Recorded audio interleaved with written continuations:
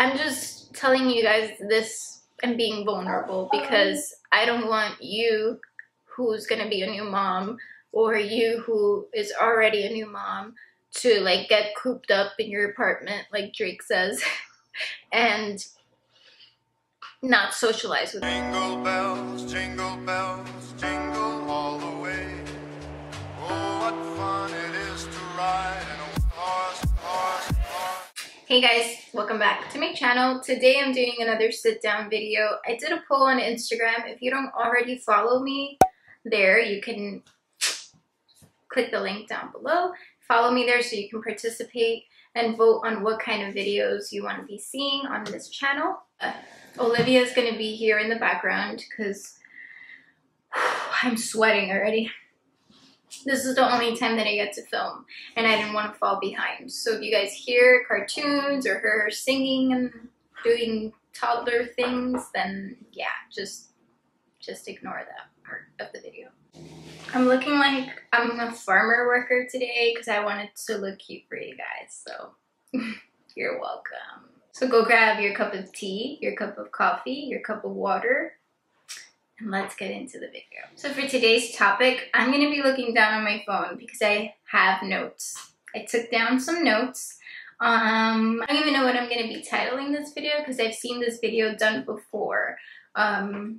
So I just wanted to change it up a little bit, and here we go. Today's topic is what I wish I knew before becoming a stay-at-home mom and before having a baby in general.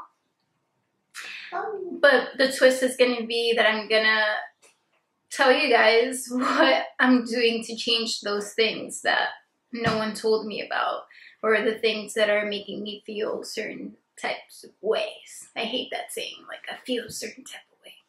Anyway, okay, so the first thing that I wish I knew before I became a stay-at-home mom, that I wish someone would have told me that I never noticed about other stay-at-home moms like my mom or like my aunts, for example, is that it is lonely AF. And I'm going to be saying AF a lot in this video because there's a lot of stuff that nobody told me.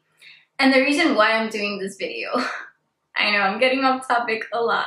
The reason why I'm doing this video is because I see that a lot of my friends are having babies or are expecting babies, and I see that nobody really knows, like, so I want to be the person to tell you.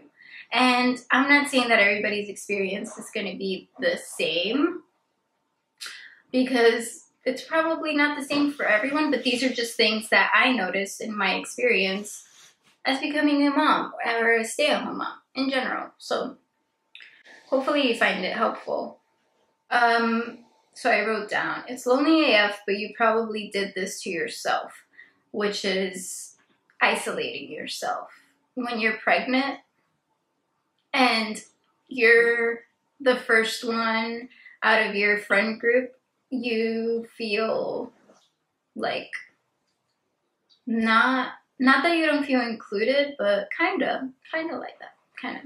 Let's sip this tea. I don't want this to make anybody feel weird, but that's the truth. The truth is that your friends that don't have a baby don't understand what you're going through. They don't know what to tell you. They will stop inviting you to things like slowly because you're pregnant. They'll stop like texting you, and I'm not saying that it's only them. Like, you kind of stop texting them, you kind of stop wanting to go out because you're pregnant. You're a pregnant hippopotamus, a beautiful hippopotamus, but you don't feel like going out. Another reason why it can be isolating is because you're preparing for the baby with your significant other. You're like focusing on researching stuff. This is going to be your first time. You don't want to F it up. Then you start worrying about germs. Like, oh my God, germs. Like, our parents never worried about stuff like that. People would come over when we were born, probably the same day we were born, and just carry the baby if they were sick or not. I was afraid of my child getting sick, so I didn't allow people to visit as much. So yeah, I guess it was kind of my fault that it became lonely and isolating. So I also like to have my space, so I didn't mind it at the time. I think I mind it more now that she's older, you know? So yeah, just a warning that you're gonna push people away without noticing it. So what I'm doing to change the lonely aspect of things, because everything becomes about the baby, and if you're staying at home, you're doing the house stuff and taking care of the baby and trying to take care of yourself, so you stop reaching out to people. So what I'm doing to change being lonely is reaching out to a friend, or they reach out to me now, and have like video chats, like once a week or once every few weeks, because we're both busy. Obviously, everybody has their own life and things going on, but it feels nice to talk to another adult, whether it's video chat or on the phone, for like an hour, and just talk about things that are going on. And if they're a mom too, you relate to stuff or ask each other things like, what are you doing to keep yourself busy? Blah, blah, blah. Things like that. So that's what I've been doing, and it feels better and good. The friendships that you have may change. Of course, they're going to change because either that person doesn't have a baby, or that person has their own kids and their own life and crap going on in their life. Like, so everybody should be understanding when it comes to that, but some people aren't, and then you may lose friends over. I feel like cursing a lot, but I'm holding myself back. You may lose friends over this situation, so be prepared for that. Number 3, it is mentally challenging to become a mom in general for the first time, and to become a stay-at-home mom for the first time. It is mentally challenging AF, guys. Like, you have nobody to talk to. You're home, and your significant other's working the whole day. Everyone else's life is continuing, and they're working, so nobody's really like talking to you. So you're like talking to yourself, or like you are talking to a baby the whole day, and they're not answering you back. So you feel a little bit effing crazy at times, and that takes a toll on you, from being social and having a job and going to school and going out on the weekends, having friends, texting people all the time, to then not. It's crazy. There's so much background noise. I'm so sorry. I just needed to get this video out for you guys, because there's some moms that are expecting. So I don't want to scare you guys though, so don't get scared. Things do get better. So let's keep going. So it is mentally challenging, or draining, I can say. It can also cause like a lot of like resentment almost to your partner, because they're working and providing for you. Yes, that is true, but you are home 24/7. You're taking care of the house, which is, it doesn't seem hard to take care of a household. Like, if you're used to working and taking care of your house on the weekend, you clean, whatever, it seems easy. But now you're working in your house for your child, like, because it's a job. And then you're trying to keep the house tidy. You're trying to like keep yourself like looking alive. I look dead 100% of the time, probably. Anyway. That's besides the point. It can make you a little bit like resentful, because they have a life. They're going outside, they're driving, they're stuck in traffic, listening to music. They are talking to their coworkers. They have a lunch break. Like, you know what I mean? Like, you don't have a lunch break. You don't have anyone else to talk to. You're just home, let's say, right? So that can make you go a little bit freaking crazy. So that's my fair warning to you guys, that this can happen to you too. So what I started to do about it is doing things for myself. So when Josh gets home, even if he's tired, I will take a shower. I will wash my hair. I will shave both of my legs and my armpits in one day. Because you can do that when your significant other gets home. Like, you can't do that when you're home alone, and it makes you feel better. I know, it's weird, but it just does. To get ready, to not have a kid in the bathroom with you, to take a bath, to read a freaking book, to do a bath bomb, like just to sit in the tub, because now we have a tub, and it's just so relaxing. And you put some Epsom salt, like, pew, pew. I should do that. today, even though I already showered, but whatever. Second thing, because you're talking to yourself all the time, that I recommend doing is downloading this app. You know how they have like dating apps? They have a mom app, so you can make friends on there. And it is called Peanut, and it looks like this. And you basically put your zip code in, and then it matches you with moms around your area. So you could meet up with them, or you could just chat with them online and tell each other stuff. I mean, it's a stranger, but at least you have somebody to talk to.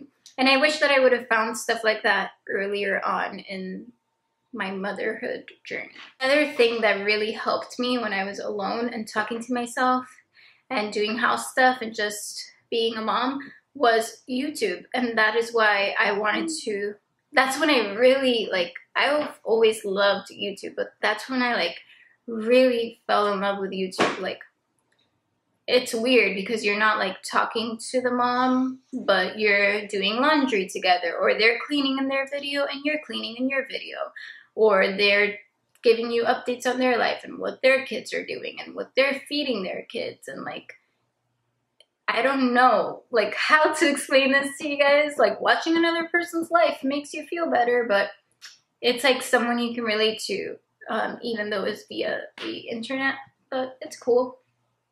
And it helped me a lot. So the next thing is that you never have a break. And I think I kind of said that already, but you really never have a break. Like, when I go pee, guess who's there? When I brush my teeth, when I take a shower, when I'm eating, when I'm on the computer, when I'm trying to scroll through my phone, when I want to read a book, when I just want to take a nap, somebody's always on my leg. And I'm not saying that it's annoying. Like, I'm not complaining. Like, I love it. I love being a mom. But you kind of need some space as a human to do stuff, like, by yourself. So, like I mentioned before, like doing the bath things or reading a book before bed, or if they go to bed, I stay in the living room and edit a video or watch videos, like, calmly, or drink a tea or a coffee. Those things, they just make my life. They just make you feel sane. Or going to the supermarket, and like Trader Joe's here has a coloring station for kids, so it feels good that Josh goes and sits with her and does the coloring while I'm doing the food shopping. And it feels good to do the food shopping by yourself, like feeling independent. Because let me tell you guys another thing. I know that I'm probably not counting anymore about how many things I'm telling you, but staying at home, I was a high-risk pregnancy, so I had to stay at home. I had to leave my job. When I had the baby, going outside was so scary to me. It's like, I didn't see, like, my friends for, like, ever. Like, just my sister and my mom. That's it. Like, it was so scary for me to go outside and order a freaking coffee. And I'm gonna start crying now because it was just so scary to me. This is so fucking ridiculous, right? No cry, mommy, no cry. I'm not crying anymore. I just got emotional. It's okay. Anyway, now that I look like a freaking tomato. So the first time, after I had the baby, I remember going outside to a Starbucks. I don't know why I'm crying. It was just so scary because I had spoken to, like, another person that I didn't know or interacted with, like a cashier, in months. 9 months to be exact, because I used to send Josh to order my stuff for me. I used to send him to order my stuff for me, right? So then one day he was like, you should go inside, like, go for a walk, go in by yourself. You haven't been out in a while. And it was just so nerve-wracking because at that time, the chip thing had come out on the card or something, like the chip reader. This is so dumb, guys, that I cried over this, and I'm crying about it again. But I didn't know, like, what to say. Like, I went up there, and I, like, forgot what I was going to order. I didn't know how to talk to the person. And then she was, like, you know, like, expecting me to know how to pay with this new chip reader. I felt, like, so dumb. But anyway, it was so scary. It's like you're starting all over again to, like, socialize. And it's just...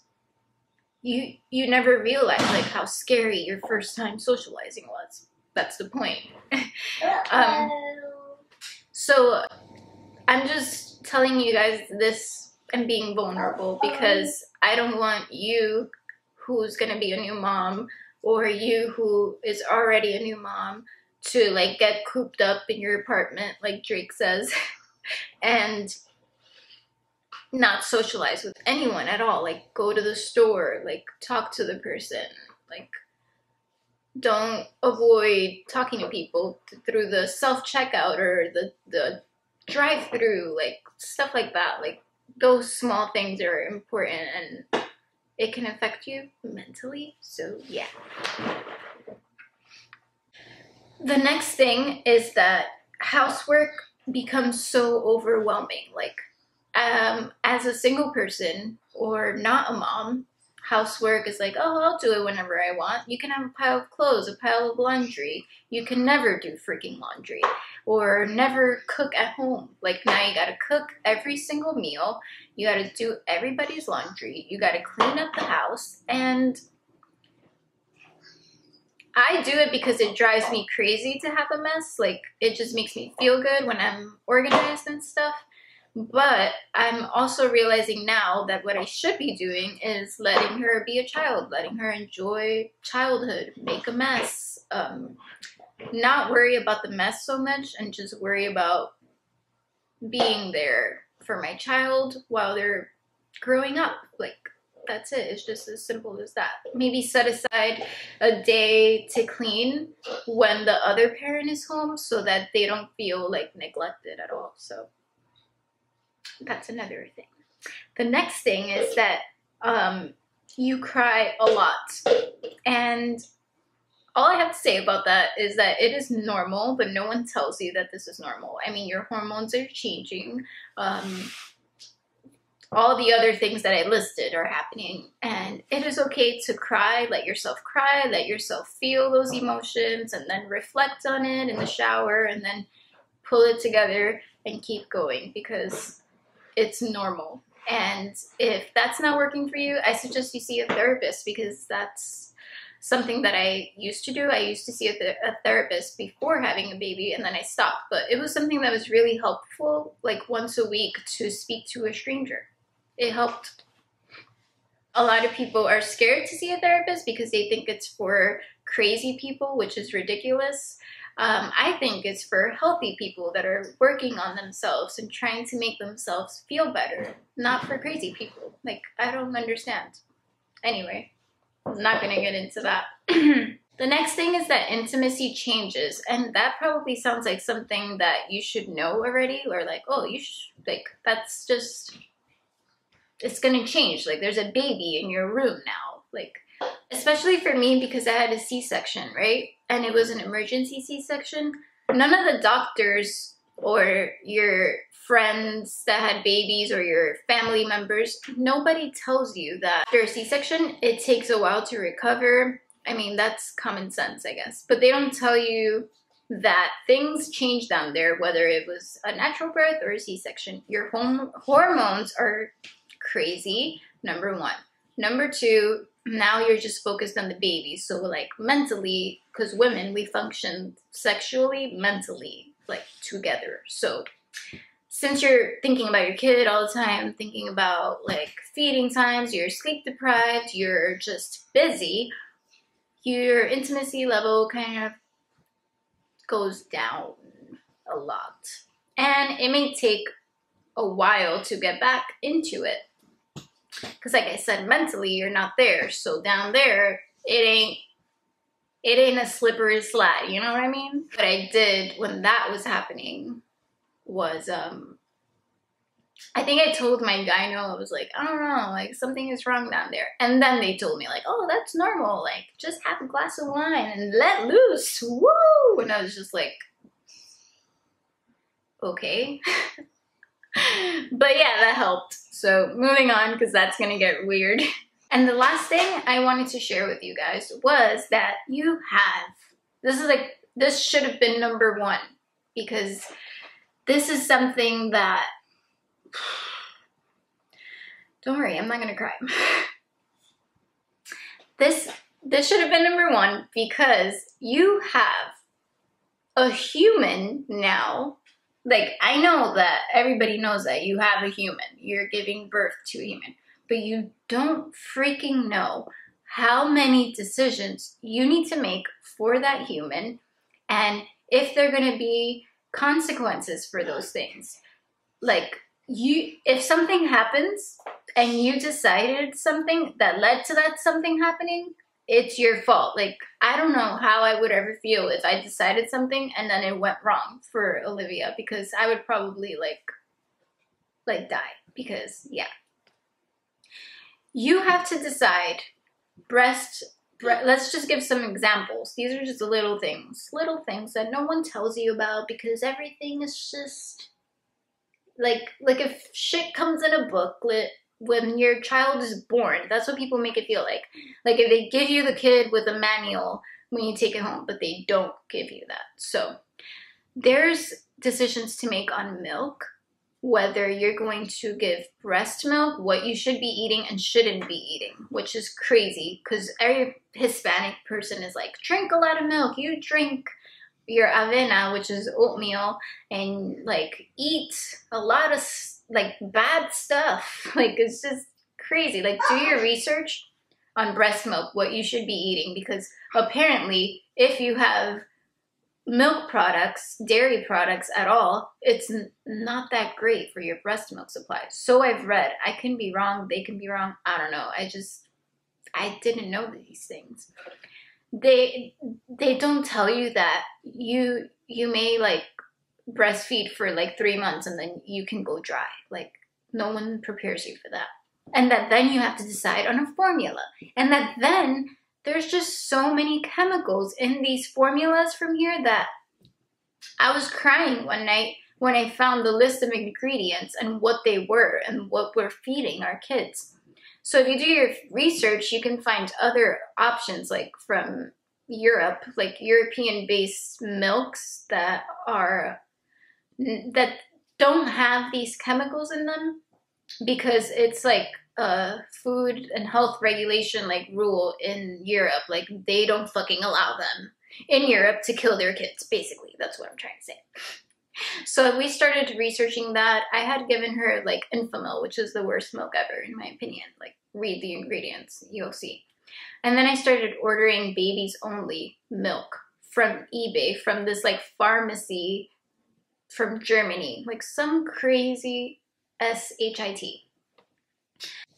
The last thing that you have to decide for this tiny human is vaccinations. Like, and I know this is like a crazy, like, I don't even know what to call it. Like, I don't want people to be screaming at me in my comments. Like, I'm not telling you what to do with your kid. I'm just telling you what I didn't know. And I didn't know a lot about vaccines, and I was vaccinated, but I was vaccinated in the 90s, meaning things have changed in the pharmaceutical department, probably for the worst. Like, all they care about is money. There's so many chemicals being put into these vaccines. There are so many new vaccines, and there's so many side effects and stories that you don't hear about, like, on the news. Like, no one is talking about these things on the news. Like, you only find them on Facebook or on a blog post, or like, it's just scary, like, for you to inject something that you don't know if your child is going to be okay, or if they're going to be allergic to it, or if the combination of these vaccines are going to cause something crazy in your child. Like, it's just happened to people, and it's so scary. And I'm not saying if I'm vaccinating or not. I mean, that's my business, like, honestly. So you just do your research. That's all I'm saying. And do it with time and find a pediatrician before you have your kid that agrees with you on things like that. That's flexible, that is going to see you whether you choose to vaccinate or not. That's going to help guide you, not someone who's going to be like, oh, I won't see your child if you're not vaccinating, or you have to do it my way. It's your child. There's doctors that let you vaccinate in your own schedule. So let's say you don't want to do 3 at a time, you could do 1 at a time. You could do 1 every 2 weeks, like to catch up with their schedule. There's doctors that are going to try to scare you and say that you have to, because then how are they going to go to school? Which is complete BS, because you can find, like, depending on the state you live, things online on how to, like, avoid doing it if you really want to avoid it. Or you can just decide to give them the vaccines that you got as a child. Or you can do it slowly or not at all. Like, just do your research. That's all I'm saying. Anyways, guys, thank you so much for watching this video and watching me ugly cry and supporting my channel. If you like videos like this, please give this video a thumbs up so that I know to make videos like this, or leave me a comment down below with other things you would like me to cover on here. I'm not an expert. I'm not the best mom in the world. I probably still don't know what I'm doing or what else is there to come my way, because there probably is like a bunch of stuff. Like, it's just hard, but you just have to enjoy every minute of the good things and maybe not worry throughout the day, maybe only worry at night. That's the worst advice ever. Thanks so much for watching, guys. I'll see you in the next episode of Vlogmas. Bye. And the whole time my hair was like this and you guys didn't say anything, y'all fucked up, yo.